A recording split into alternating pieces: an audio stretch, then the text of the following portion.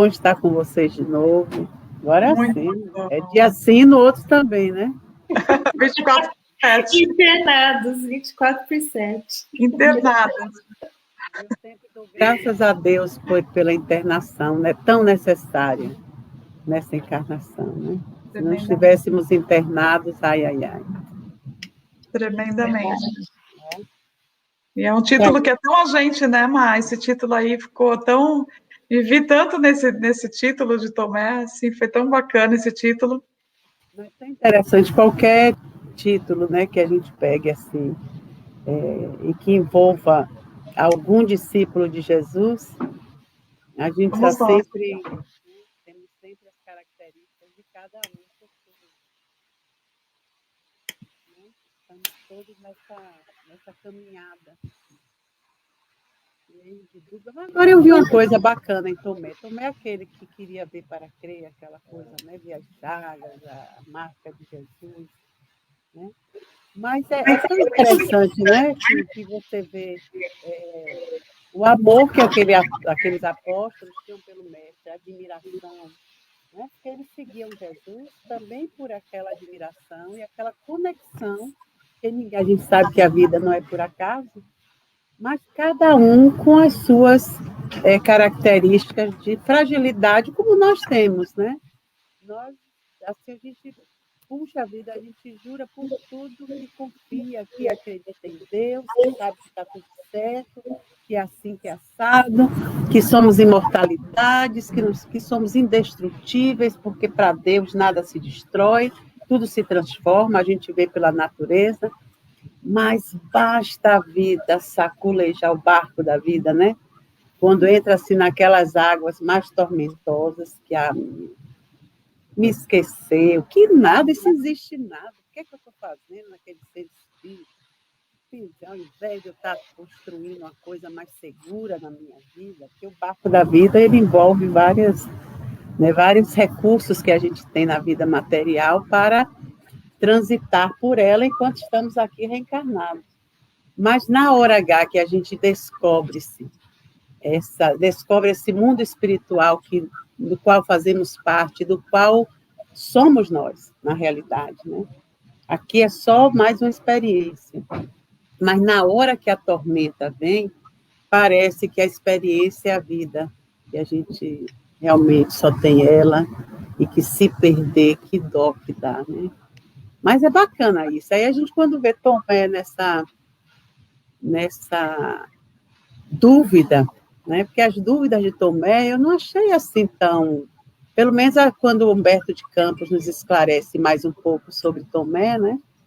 Ele queria organizar a coisa, ele queria ver que a coisa fosse palpável. E aí ele quer... Você quer falar disso, Lina? É assim mesmo que começa ou eu estou já... Não, pode seguir, pode falar. Você que é a guia, né? Você que é a mentora do negócio. Mas é quando ele quer, né, satisfazer a vontade dos poderosos para poder ter os poderosos do lado dele e ver que Jesus fica assim surpreso, mas o quê? Não, faz aí um milagrezinho, né? Só faltou dizer assim, porque é a mesma coisa quando a pessoa chega aqui assim, será que eu posso tomar um passezinho? Dá vontade de dar um surto. Porque você querer tomar um passezinho dentro do centro espírita é muito pouco. Não existe passezinho, só tem passe muito, passezão seria, né? Mas ele pede a Jesus, veja só, faça uma coisinha aí para poder o pessoal poderoso, os fariseus, começarem a colaborar com a gente, e aí o negócio vai andar, né? Porque eles querem ver isso. Menino do céu, aí Jesus dá uma baixa nele, né? Mas pode ir, Lina, pode ir, porque senão eu vou ficar nessa história aí mal contada. Tá bom, para a gente entender quais eram essas dúvidas de como é que são tão nossas, como a Estela falou, e acho que isso é a beleza dessa reunião de pessoas que Jesus colocou em volta deles, dessa combinação de fraquezas, né? Uma combinação de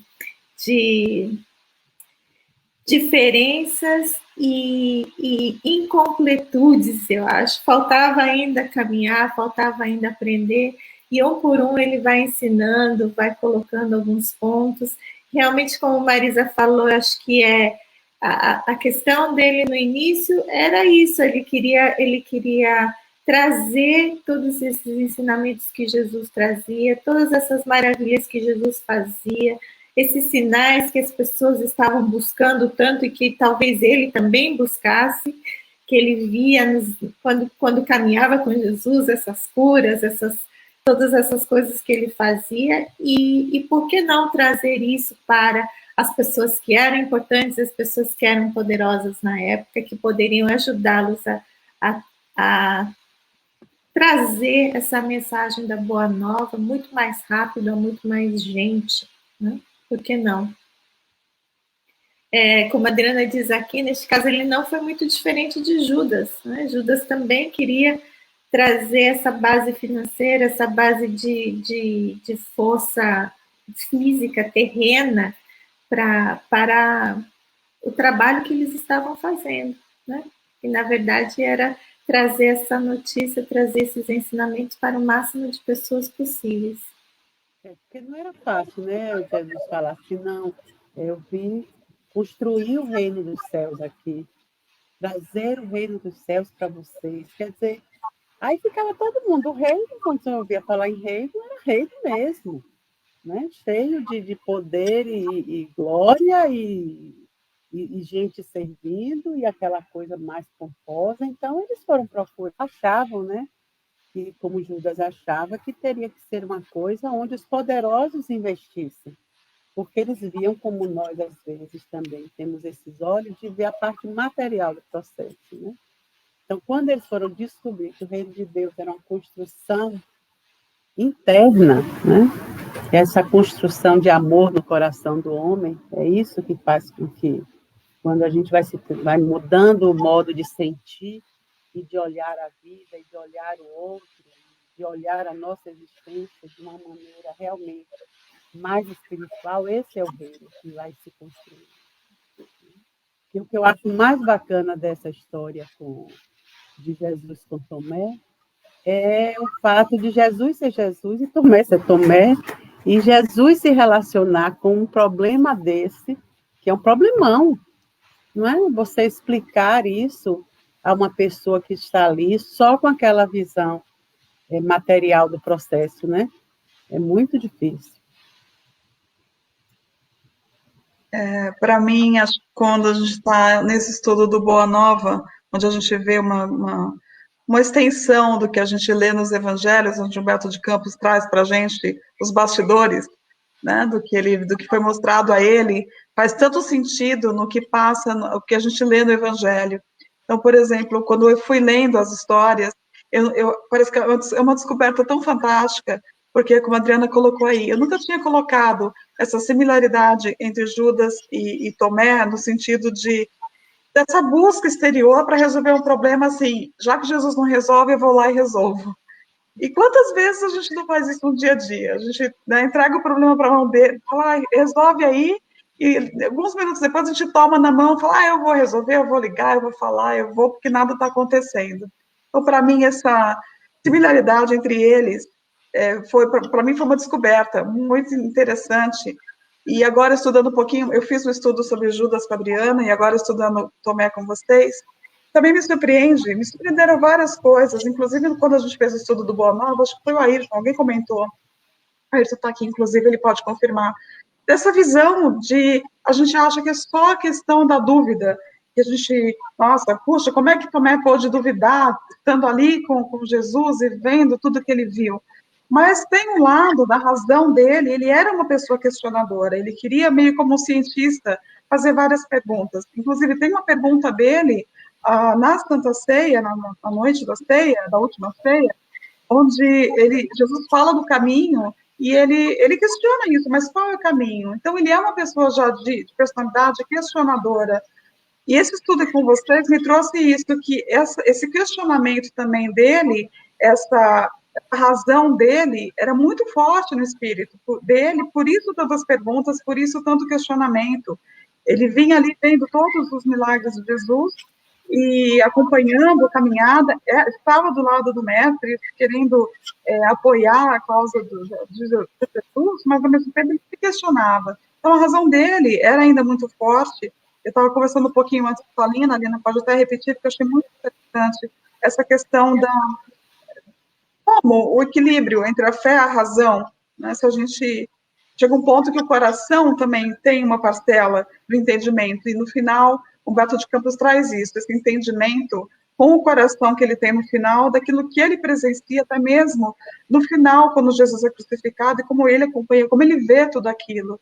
É interessante essa transformação, assim, esse convite, tudo é tão lindo, até a forma como Jesus apresenta para ele essa possibilidade de tocar na ferida dele, que acho que a gente vai falar aqui também, essa forma, todo o simbolismo que tem, é tão difícil a gente entender realmente o que Jesus quis dizer. Mas quanto mais caminhos a gente abre para pensar nessa possibilidade de ter sido isso também um ensinamento, não só um ensinamento que foi errado, de repente ele duvidar, ele precisou tocar para crer, como se a gente tivesse que ter sempre uma prova para crer.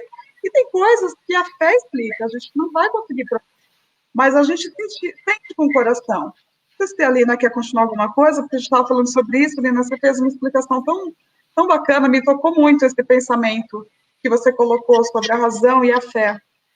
Eu estava pensando nisso, assim, com relação a Tomé, no fato dele ser tão questionador nessa parte racional, querer explicações, querer um manual, né? E hoje a gente vê, mesmo no Espiritismo, que a gente fala que o Espiritismo ele é um tripé, ele precisa, é uma ciência, uma filosofia, uma religião. E se eu quiser colocar só a religião, assim, eu acho que tem que ter o equilíbrio no tripé. Se eu colocar só a minha força, só me concentrar somente na razão, eu perco os outros pés ficam mais fraquinhos, eu acabo perdendo nisso. Se eu ficar só naquela fé não raciocinada, né, sem questionar nada, sem querer perguntar nada, eu também perco. Então há que ter um equilíbrio. E acho que Jesus era isso, Jesus era esse equilíbrio completo, né, de total conhecimento de si mesmo. Então, não tinha aquele balancinho assim, aquele banquinho de 3 pés que você senta, um tá capenga. Nós ainda somos assim, eu acho, em diferentes formas, em diferentes momentos e em diferentes assuntos.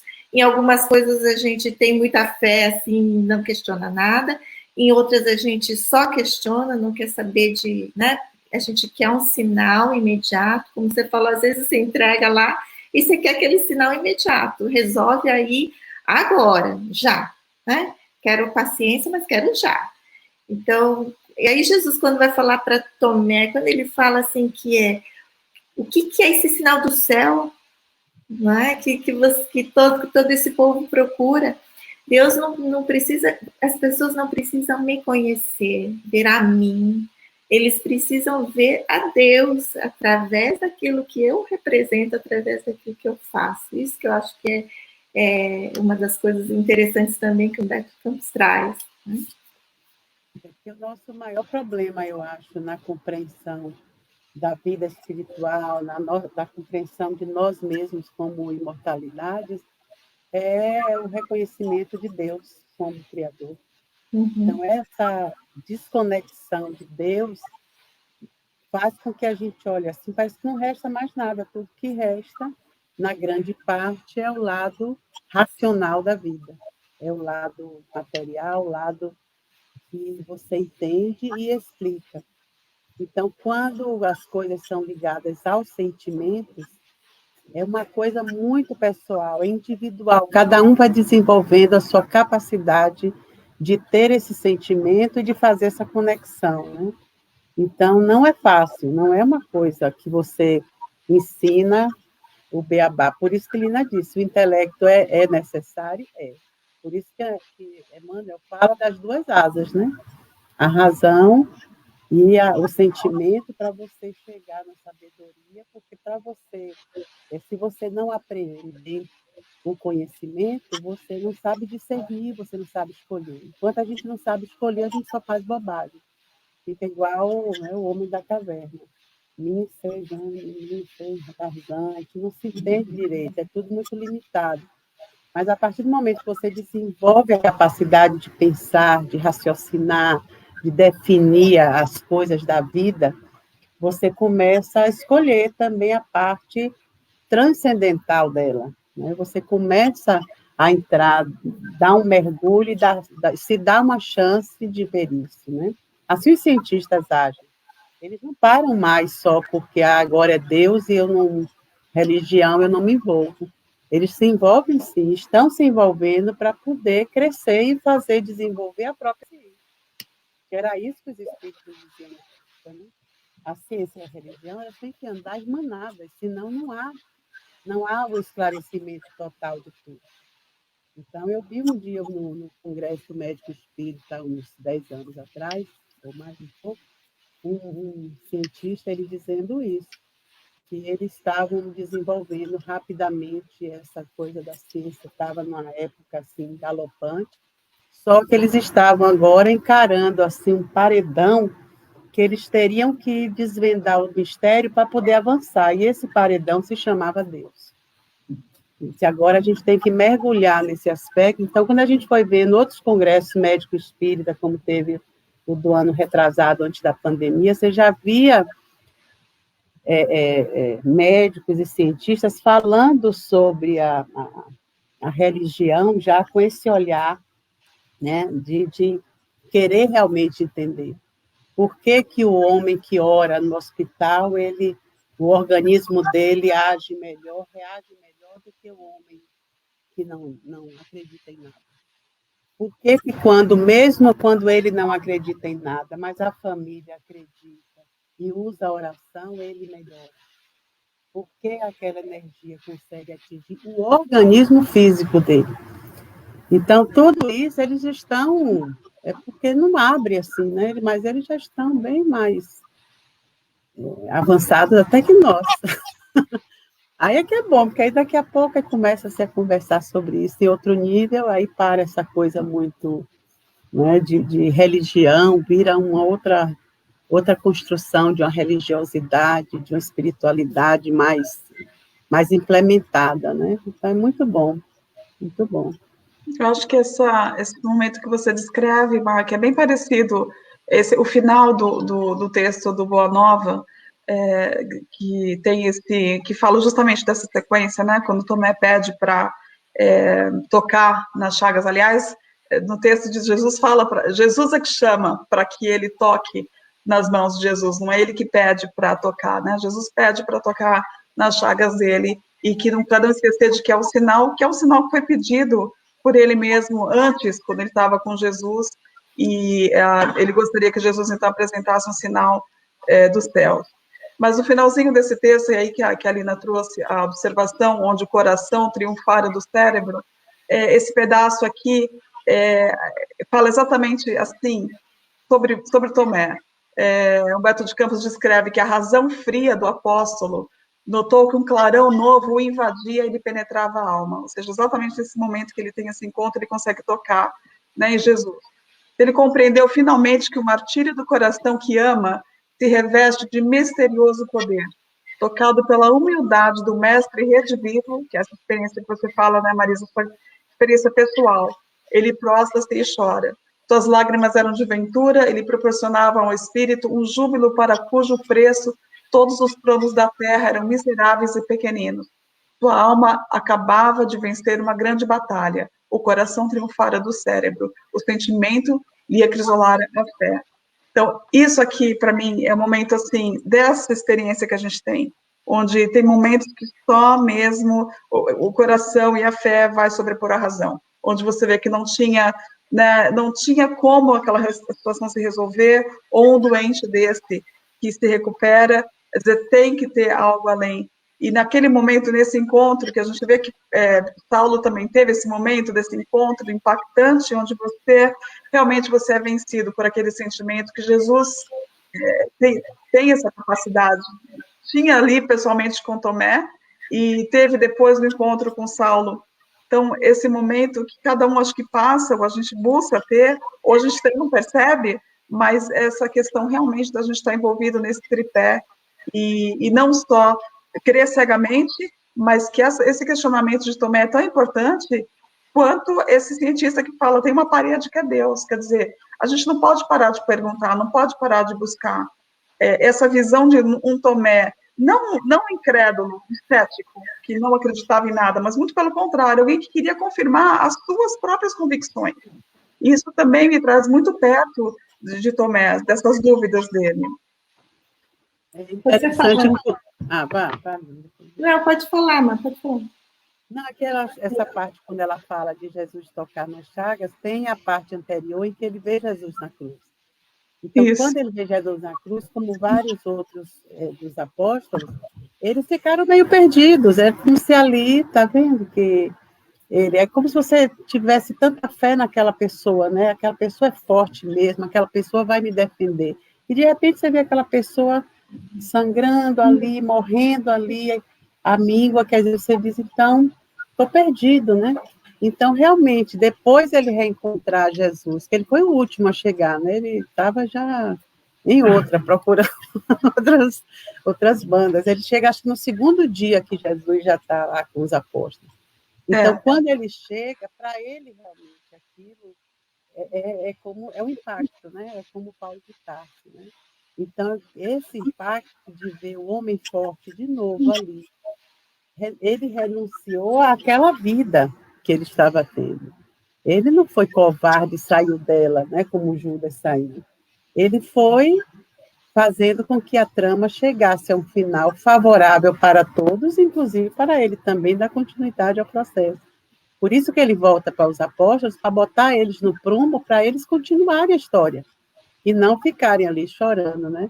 Ele não apareceria para os apóstolos de graça, ó, vim aqui só me despedir, não, era para dar a tacada final, né? Então, é muito bacana isso, assim, você vê que o Espírito, com a elevação de Jesus, com o propósito que ele tinha, estava tudo encaixado dentro das possibilidades que nós dávamos a ele naquele momento, porque éramos tão pequenos ainda, e ele ia montando o quebra-cabeça para ver se aquela vinda dele dava mais lucro, né?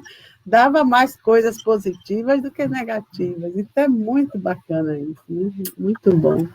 Eu fiquei pensando que, assim, quando a gente vê que o coração tem que ser conquistado também, eu fiquei pensando assim, a razão, o nosso conhecimento, por mais que a gente faça, estude, conheça, por mais que a gente aprenda, sempre vai ter algo além, algo mais, né?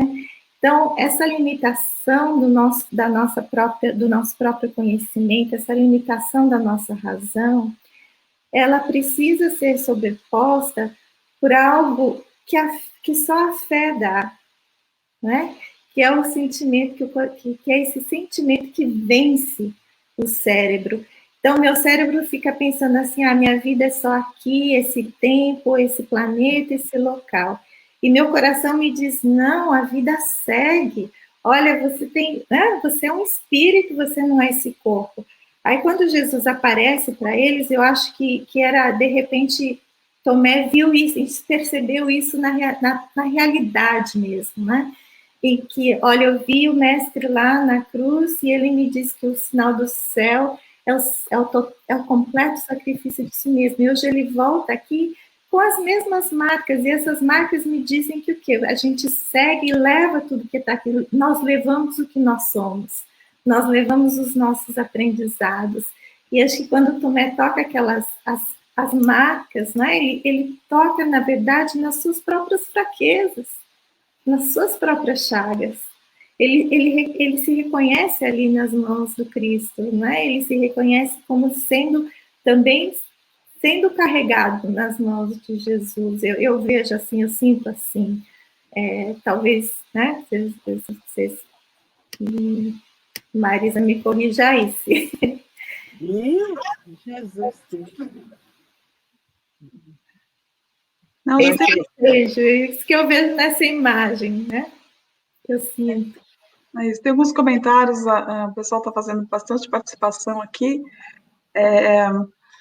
Uma das outras coisas que eu fiquei pensando, né, nessas dúvidas todas, e fui buscando os textos, e tem um outro texto de Humberto de Campos, que está também no Boa Nova, que chama O Bom Ladrão, e nesse texto ele fala justamente o que a Marisa comentou, né, antes, que a gente começou a contar um pouco assim, né, a história um pouco do fim, mas tem uma parte que Humberto de Campos diz que Tomé acompanha Jesus junto dele, passo a passo, disfarçado no caminho da cruz. Ele vai seguindo e ele está assim, tão agitado, é o que o Humberto de Campos nos conta, que a razão dele deixava ele com vários pensamentos, inclusive os questionamentos, onde estava esse Deus amoroso que Jesus...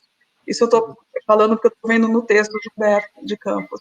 Onde estava aquele Deus amoroso e bom, que Jesus falava, o amor dele, como ele estava deixando tudo aquilo acontecer, cadê a providência divina? Então, tudo isso passava na cabeça dele, e eu tenho a impressão que justamente é essa a intenção de Humberto de Campos, de mostrar que estão as nossas perguntas de hoje, o porquê, onde está a providência, o porquê está deixando isso acontecer. Então, tudo isso passava por ele naquele momento, que estava acompanhando de longe Jesus, e vê esse momento que todo mundo tinha se afastado, observou as feridas, né, das mãos.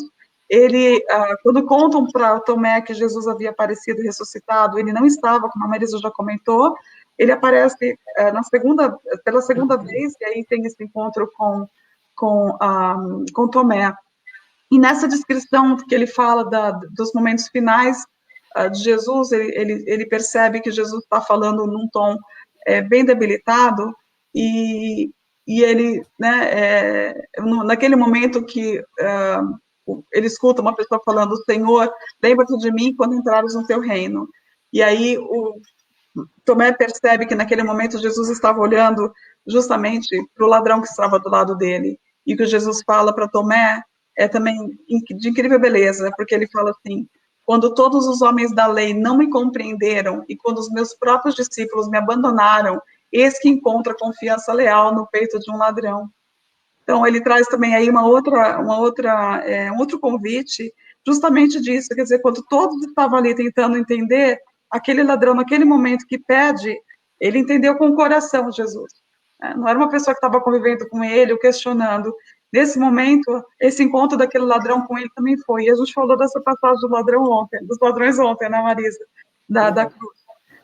Essa beleza desses encontros, e como Jesus ia explicando. Então, todos esses momentos que Tomé vivenciou, para depois aí, então, ter esse encontro e poder ter o convite de Jesus para tocar na chaga dele, é indescritível.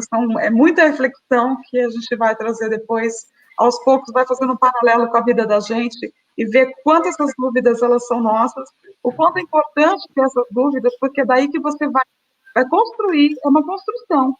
Eu acho que é uma construção de fé, de confiança, de respostas, é tudo uma combinação de fatores que vai fortalecendo a gente, pouco a pouco. Né? Mas eu acho também que isso deu uma grande confusão na nossa cabeça, né? Eu incluo todo mundo porque a gente vem vindo nessa estrada desde lá. E essa coisa, esse relacionamento com Jesus, que foi, vamos dizer assim, inacabado, né? Porque os apóstolos, como ele disse, ele foi abandonado pelos apóstolos porque eles esperavam ali o super-herói. Era a pessoa que não ia morrer ali pendurado na cruz. Então, aquilo acontecer, você vê que ele voltar e motivar eles para o trabalho, se mostrar Tomé, modificou, até ali, acho que foi a Regiane Alves que votou, Tomé o crente, que após o evento, o relato bíblico é que Tomé teria virado assim, uma pessoa mais crente, né?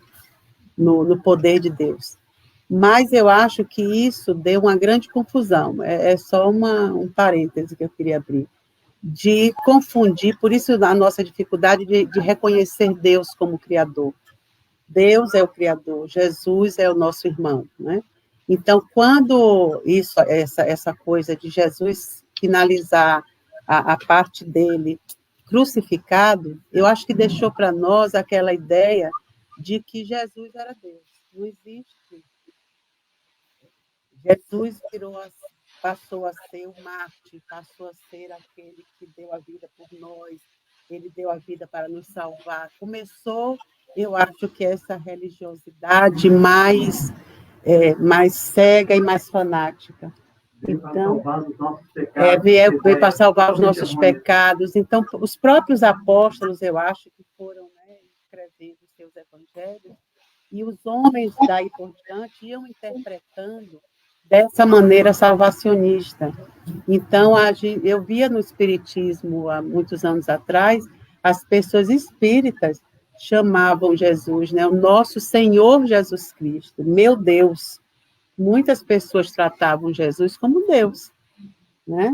Como às vezes na igreja a gente vê como, né, Jesus, meu Deus, era assim.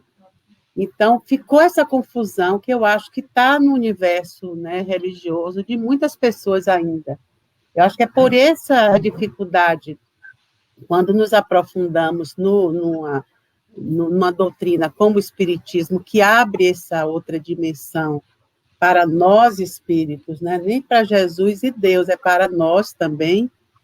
Então, a gente não se sente, às vezes, seguro em mergulhar num mundo desse, em que a gente é responsável pela nossa existência, temos a nossa parte, a responsabilidade, né? Por isso, às vezes, o sofrimento nos chega, mas não é culpa de ninguém, a não ser nossa, das nossas escolhas, a gente vai aprendendo isso, né? Vamos vivendo as consequências dos nossos atos, como qualquer pessoa no mundo físico, né? Acontece também. Então, a gente tem dificuldade de se colocar assim, a gente até se coloca, mas na hora que o sofrimento vem, a gente sai e vai procurar algum outro lugar que faça algum outro milagre, porque não deveria ser bem assim, eu não mereço passar por isso, eu não mereço viver essa decepção, eu não mereço viver essa doença ou essa perda, sabe? Então, a gente se coloca naquele lugar e eu acho que aí Jesus fica aquele salvador ainda incompetente, que morreu na cruz porque não quis fazer umas magicazinhas e mostrar logo que estava tudo bem e já salvar a gente desde aquela época. Eu acho que todos nós ainda temos lá no fundo, assim, um pouquinho de raiva desse irmão mais velho, que podia ter feito as coisas, chegamos a não dizer nem que ele era irmão, que ele era o próprio Deus, demos a ele essa designação, e ele não resolveu o problema da humanidade. Então, é terrível. Por isso veio uma pandemia, a gente não confia na parte divina da pandemia. A gente não confia que a vacina também faz parte da parte divina da pandemia. Quando veio a pílula anticoncepcional também, a gente achava que era coisa do demônio, não de Deus, porque não se deveria impedir que as crianças viessem ao mundo através de uma organização, né, das famílias. As famílias precisavam se organizar, não podiam mais ter 20, 30 filhos, a mulher tinha que ir trabalhar, né, era a Revolução Industrial, não podia mais ficar em casa. Então, o mundo ia girando e nós sempre puxando para trás. Então, hoje ainda é difícil, eu acho. Quando a gente pega uma obra, né, de Humberto de Campos, trazendo essa outra parte de Tomé, né, essa conversa com Jesus, que não consta do Evangelho, né? Ele trouxe como esse ensinamento do mundo espiritual. A gente aí começa a se ver em Tomé, porque antigamente ninguém queria se ver em Tomé. Duvidando? Não tenho dúvidas. Jesus é Deus, então eu não tenho dúvidas, né?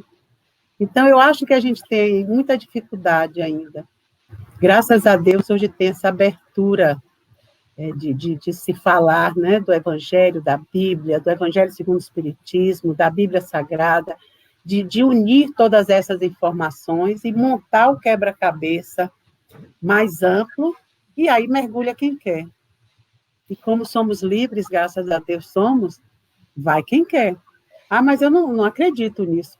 Tá, tudo bem, não tem problema. Pode não acreditar, tem lugar para todo mundo. Agora, eu sempre digo, é melhor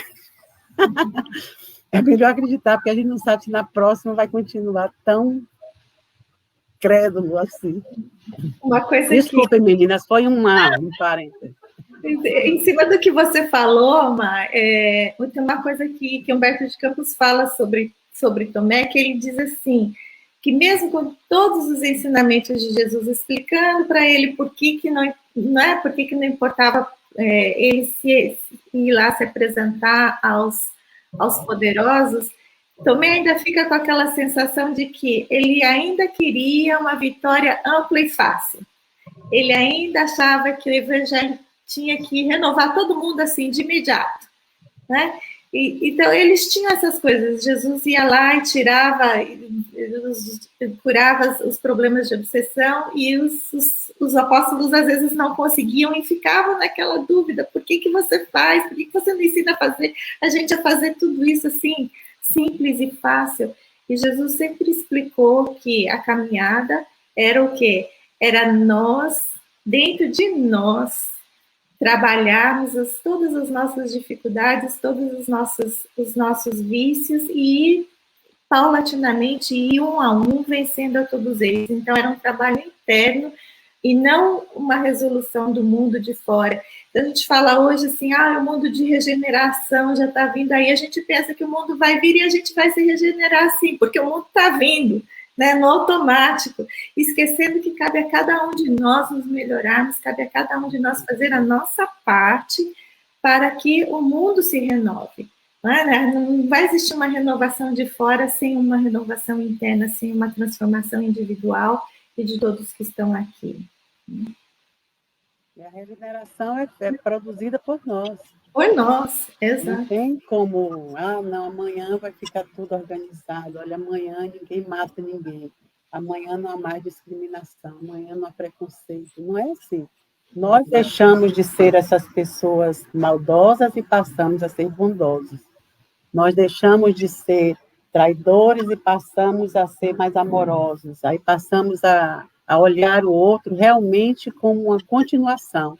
Olha, eu faço, fulano completo, a gente, né? Aí a gente vai se mantendo engatado numa grande corrente humana de vamos fazer tudo certinho. Se formos como corrente, por isso que eu acho que andar em bando é a melhor coisa que tem, mesmo que parte do bando, às vezes, quebre um pouco a corrente, mas vai daqui a pouco engata lá na frente, entendeu? Mas quando um parte a corrente, não vai destruir a corrente toda, porque tem uma grande parte querendo continuar a corrente. Então, é uma coisa que a gente só faz, é um processo de construção e de melhoria individual, mas que tem que dar certo no coletivo. A gente não pode dar certo só para nós. Não tem como eu dizer assim, olha, puxa vida, eu agora estou transformada nisso, e nisso e nisso. Mas eu só vou saber se realmente isso está acontecendo quando eu for testada. Né? Quando alguém chegar e dizer assim, não, você não está tão assim, não, peraí, deixa eu tirar isso de você, peraí, olha, vou lhe dar uma rasteira, aí você sabe. Ave Maria, eu vou matar fulano, eu vou até me esconder em casa, porque minha vontade de pegar um revólver, entendeu? Aí o assassino de outrora renasce. Então, é um processo que não é fácil, não é fácil. Né? Se você pensar bem, a forma como o Humberto de Campos coloca, quando a gente tem esse acesso, né, mais expandido do Evangelho, onde cada apóstolo, esses encontros que ele coloca em cada um, quer dizer, a transformaçãozinha em cada um, mas só foi acontecer mesmo na hora que cada um seguiu o seu caminho. É aquilo que a gente fala, mas depois que Saulo virou Paulo e falou, né, eu vou, e aí, é o depois que aconteceu, de cada um deles, o que eles fizeram depois com aquele momento único, que acho que bate isso que você está falando, a gente tem essa nossa busca de melhora, tem esses encontros, mas na hora que, o que você faz ali, é como você vai continuar a sua caminhada quando você se relacionar com os outros, porque todos viram e foram pregar, né, foram fazer a caminhada deles, e cada um deles passou as suas lutas, as suas dificuldades, até a própria passagem de cada um deles, né, o final da vida de cada um deles, tudo foi um testemunho. Não foi sozinho, nenhum deles foi se isolar e ficou lá, já tive meu encontro com Jesus, eu estou bem, já como você fala, né, Marisa, estou salva, acabou, agora eu posso me aposentar.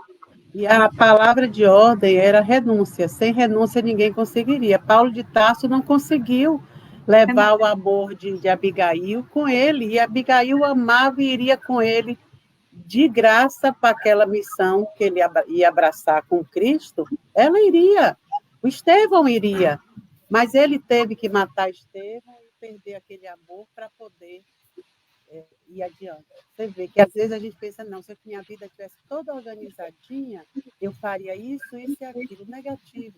Às vezes a gente tem que renunciar a determinados momentos que a gente acha que são importantes na vida para poder dar para fazer com que ela produza mais. Porque senão a gente fica fechado.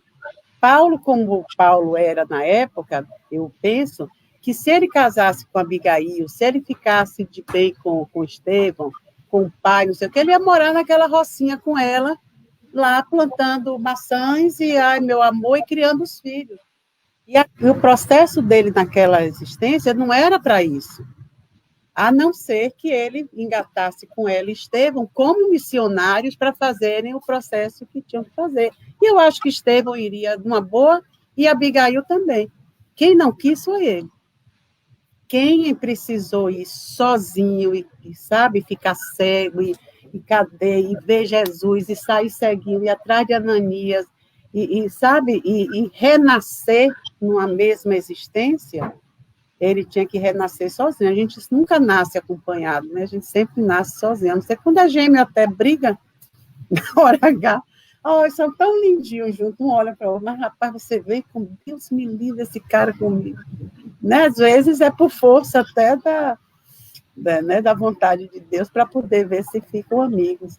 Mas tem coisas assim que o Espírito define para ele e não adianta, você não vai achar companhia.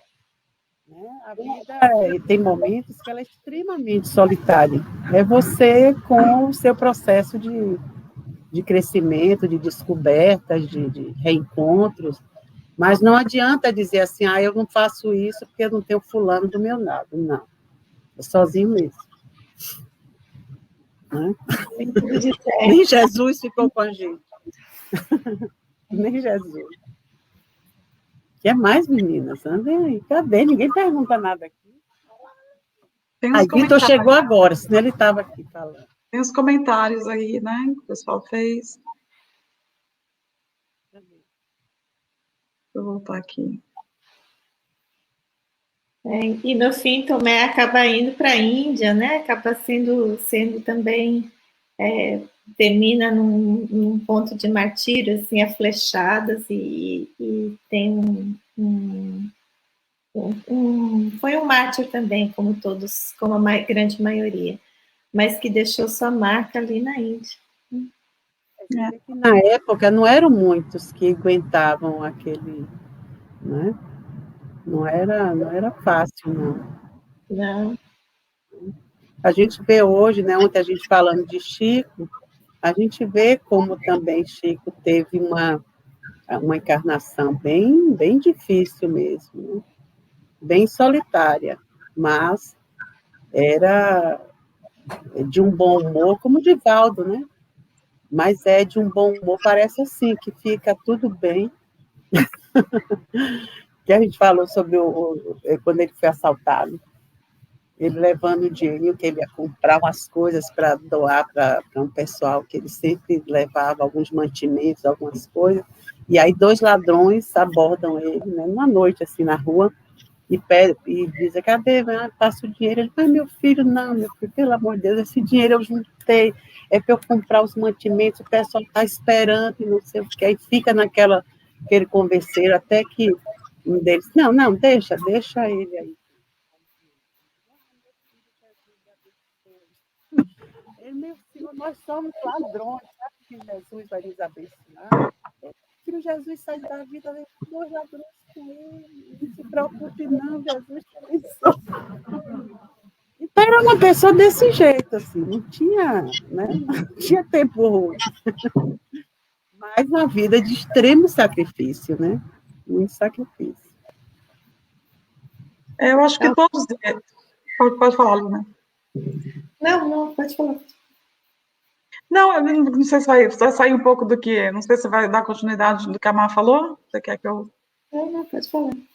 Não, eu só ia comentar como a gente, às vezes, assim, dentro... Ainda pensando nessas dúvidas de Tomé, né? Que a gente fica pensando assim, com tantas dúvidas, e acho que a convivência dele ali com Jesus, tanta coisa que ele ouviu, através do Boa Nova, que a gente percebe esse diálogo entre eles, que a gente vê que as colocações de Jesus estão ligadas à renúncia, né, como a Mágia comentou, e também nessa questão de consolo ao próximo. Ele diz, né, quando Tomé pergunta qual seria a senha, e Jesus fala que enxugar uma lágrima, né, se a gente conseguir consolar um coração atormentado, vale mais do que um sinal do céu.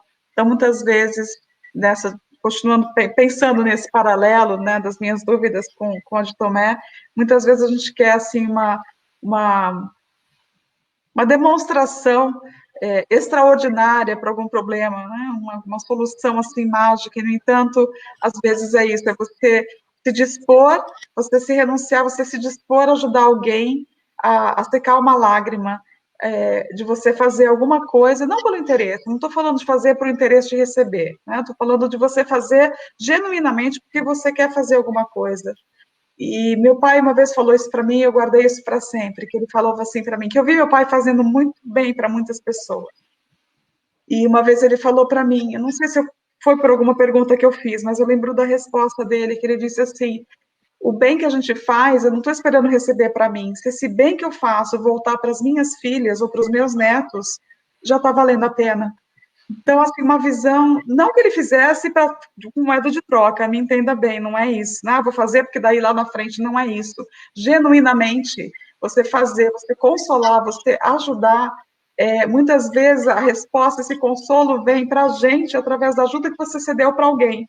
Então, é um vai e vem da vida, é uma forma tão bonita, que a gente é tão entrelaçado, é tão dar e receber, que Jesus passa isso para ele. A gente está esperando um sinal dos céus, uma coisa tão maravilhosa, e o sinal está ali, né? A senha de fazer o bem, de ajudar, de amar o próximo, está tão na nossa mão.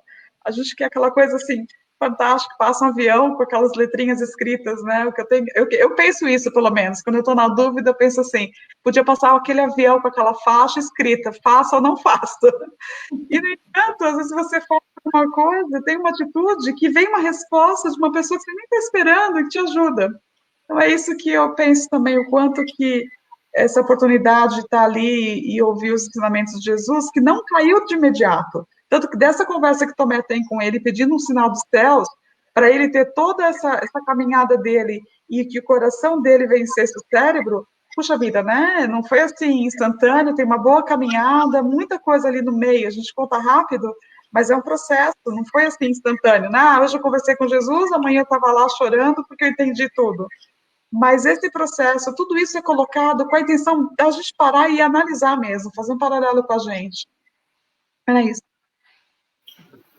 Isso que você falou aí, Stella, me tocou assim no sentido que para que entre ele recebe o ensinamento, aí ele passa por um sofrimento muito grande, por uma dor muito grande que foi quando Jesus foi crucificado, né? E isso foi transformador nele também. Eu acho que para a gente, muitas vezes, nós pensamos assim, eu faço bem, querendo bem, e nós acreditamos que fazer o bem vai trazer o bem de volta, mas a gente não percebe que, às vezes, as dores são o melhor para nós, né? Então, a gente fica ali brigando com Deus, porque hoje o dia está tão ruim, está tudo tão difícil, sem perceber que nós estamos sendo moldados naquele momento para sermos, né, para aguentarmos um pouquinho mais, para daqui a pouco são as bênçãos disfarçadas, como a gente sempre fala. Então, isso eu acho que é importante que a gente tenha muita ciência. Que... Nosso conceito de bem, né? Exato. É entender que às vezes o que a gente não chama de bem é o maior bem que poderia acontecer ali naquele momento, que não tem, né, as coisas, essa confiança do coração sobre a mente, sobre a razão nesses momentos, de entender que isso vai passar, de entender que, de saber, de ter a certeza de que no final vai estar tudo bem, né? Mesmo que a gente desencarne, vai estar tudo bem, a vida segue, nós vivemos uma vida aí. E Emmanuel, com relação às mãos, que ele vai dizer que o coração inspira, o cérebro pensa e as mãos realizam. Então, esse Jesus com as mãos, mostrando as suas mãos, mostrando para a gente que ele passou por aqui, passou por nós, está conosco, e entende as nossas dores. Como é que eu vou, né? Como o padre Tiago, que a gente estudou ali o texto sobre Tomé, que ele fala, como é que você vai falar com Deus que não tem dores, não entende as suas dores, nunca passou por aquilo que você passou, como é que ele vai te compreender? Né? Quando que ele comenta de São Martinho que o diabo se apresenta a ele como Jesus, e São Martinho fala, não caiu nisso porque ele falou, me mostra as suas chagas, né? E as chagas somos nós, as nossas dores, como eu disse, como Tomé, não somente as dúvidas, mas o nosso dia a dia, cada momento de crescimento que a gente tem, eu acho que Jesus está ali junto com a gente, falando, vai lá, eu estou aqui com você, eu sei o que você está passando, nós vamos sair disso juntos, né? É isso mesmo, porque se a natureza não dá salto, se não existe nada sobrenatural, miraculoso que possa acontecer, é só a gente olhar Jesus passar pelo martírio que passou, só o espírito que já está acostumado a viver a dor sabe entender o porquê da dor e suportá-la. Então, o espírito, quando ele se eleva, ele não fica sem dor. Ele passa por ela, só que não sente a dor igual nós sentimos. A gente não pode sentir qualquer coisinha que doa, a gente já se desespera, já fecha tudo. Né? Então, a dor que o Espírito elevado mostra para a gente, que Jesus nos mostrou, olha, é assim, olha, eu estou aqui passando por isso e já passei, agora eu já estou em outra etapa, já estou fazendo outra coisa. E é assim que a gente vai se forjando, né? Vai se começando a passar mesmo por várias experiências dolorosas, aprendendo a vivê-las e sabendo superá-las. Porque não tem como, não tem outro meio de você evoluir. Se a gente quer se tornar um espírito evoluído, nós vamos ter que passar pela parte danosa da vida para poder saber que aquilo pode ser transformado, não que não vá mais passar, mas passar com grandeza, passar pela necessidade de viver aquilo para dar um exemplo, por exemplo, como Jesus fez. Ele tinha necessidade de ser crucificado? Não, mas ele viveu aquilo para mostrar a gente que é possível que a gente ia se crucificar muitas vezes, né? Até chegar naquele ponto de fazer aquilo pelo outro. A gente ia fazer como os ladrões estavam passando ali, pelos delitos comuns da vida, da experiência da vida. Ele estava passando só para nos mostrar. Então, a dor vai ser sempre essa bênção disfarçada para a gente aprender, porque quando os espíritos evoluem, eles, ao invés de tocar harpa e comer uva, vão para os lugares como, né, mais tenebrosos dos planetas para servirem de luz, então pronto. Né? Talvez por isso Jesus mostrou, talvez por isso Jesus tenha mostrado mesmo que, olha, isso aqui que eu sofri, as minhas mãos, ela está muito além de toda essa marca, de toda essa ferida que está aqui. Né? As mãos, no sentido de fazer esse simbolismo que a Lina falou, de trabalho, de fazer alguma coisa, de que apesar de todo aquele sofrimento, ele estava ali inteiro, ele estava bem. Porque ele podia ter parecido não ter mostrado as chagas, fala, toca aqui, né? Sente a minha mão, sente meu abraço, sou eu mesmo, olha aqui. Mas o porquê que ele mostrou especificamente a marca do sofrimento, né, que ele foi infligido, não que ele tenha sofrido, mas a marca do sofrimento que ele foi imposto, nesse isso que você falou, Má, de olha, o que você está chamando de dor, o que você está chamando de sofrimento, está aqui, mas olha só o que eu já superei sobre isso, olha quem eu sou, presta atenção nisso, né, que apesar de eu estou aqui, é muito bonito. Como espírito, como nós, né, ele marca, sim. Eu acho que é esse o entendimento de Tomé. São essas as marcas que ficam, só marcas, para nos lembrar que foi importante aquela experiência, aquilo ali valeu para alguma coisa, né? Então, até Maria Dolores tem um texto que eu li de manhã, que ela fala isso, né? Das pequenas coisas que você faz para poder chegar amanhã ou depois e te mostrar Jesus, que também está carregando as marcas, como ele tinha. Mas essas pequenas coisas é você prestar atenção no ônibus, se tem uma pessoa mais idosa que necessite sentar, é auxiliar alguém que esteja passando por um sofrimento e sentar um pouquinho e conversar, é dar lugar para poder a pessoa que está mais nervosa porque quer passar na sua frente, deixe passar na sua frente. Viver a vida com mais leveza. Ela diz que esses são os exercícios, né, para poder ir para o mundo espiritual e mostrar que também está carregando as chagas que como Jesus tinha as dele. De renúncia, de você fazer alguma coisa por alguém, renunciando ao seu bem-estar, renunciando ao que você, às vezes, naquele momento gostaria de fazer. Que a gente fazer as coisas quando tem tempo de fazê-las é uma obrigação. Mas você fazer alguma coisa por alguém quando você não poderia fazer, por algum motivo também seu muito grande, esse é o grande sacrifício, né? É você renunciar uma coisa sua para uma outra coisa Eu, graças a Deus, renunciei a muita coisa. Quem falou isso foi Cléa, numa palestra, lembra do Dia das Mães? Ela disse, Marisa, o que é que você fez assim quando suas filhas eram pequenas, que você renunciava? Quando a gente tem um frango assado na mesa assim, eu já sabia. A coxa era de uma, não sei o que, o peito igual delas. Às vezes, quando sobrava, eram as assas. E eu até hoje adoro uma asinha de frango. Acostumei com a asinha de frango. Aí ela foi dizer isso na palestra, o sacrifício que as mães fazem. Aí foi perguntando a cada mãe no centro, cada uma tinha uma história para contar. Mas são pequenas renúncias que a gente grava, minha filha. Eu vou com esta marquinha, mostrar lá. E renunciar aos nossos desejos, né? Os nossos desejos de querer que eles sejam o que nós gostaríamos e permitir que eles sejam quem eles são. Isso também é uma grande renúncia. Acho que Jesus fez muito isso por nós. Faz por nós. Permite o nosso crescimento.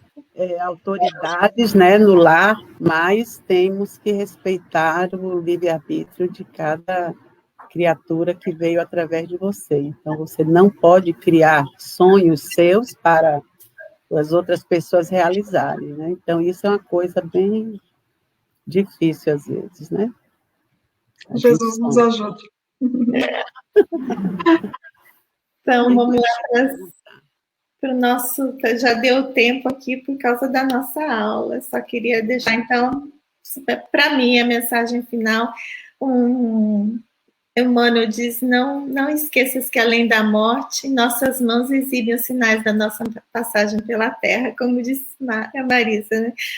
As marquinhas. E eu acho que se a gente começar a prestar mais atenção nisso, o que eu estou fazendo agora para marcar, né? Para marcar minhas mãos, para marcar meu coração, eu acho que isso é a razão ajudando a gente a agir com mais coração. E aí não vai doer tanto, eu acho, né? Porque quando você acha que tem essa importância de marcar na sua alma, né? Aquelas dores que você viveu, eu acho que é essa o passaporte para que nas outras experiências aquilo já esteja mais como Jesus, né? Para vir para aquela cruz, pregar ali com aquele sofrimento todo, só de ver a gente já fica assim, doendo, sentindo, né? A dor. É porque você se prepara para tantas alegrias que até aquele momento é um momento de grande alegria, porque a sua dor está servindo para a alegria do outro, para o crescimento do outro.